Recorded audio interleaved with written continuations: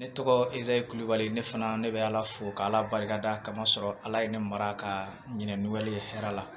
N bɛ n ka samɛ foli lase kanuba bɛɛ ma Yesu Kirisa tɔgɔ barika la. M'a daminɛ kɛrɛnkɛrɛnnenya la délivré par Christ mɔgɔw la. Matigi ka aw dɛmɛ. Aw bɛ fɛn o fɛn ɲini Ala ka o di aw ma a denkɛ kelen pe Yesu Kirisa tɔgɔ barika la. N bɛ duwawu kɛ bɛɛ lajɛlen ye. Cɛ tɛ min bolo Ala k'aw sɔn cɛ la.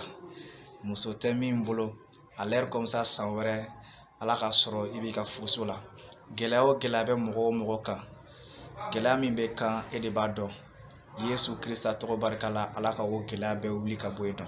San wɛrɛ à l'air comme ça ka sɔrɔ i ɲinɛna i ka ɲinɛ gɛlɛyaw bɛɛ kɔ.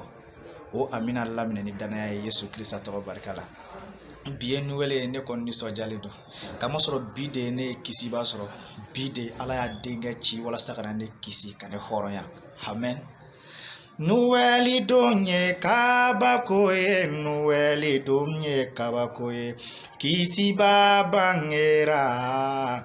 Nouvelle don ye kabako ye, mɔgɔ bɛ ka ɲagali nin na. Nouvelle don ye kabako ye, mɔgɔ bɛ ka ɲagali nin na. Nouvelle don ye kabako ye, kisiba bangera diɲɛ la. Nouvelle don ye kabako ye.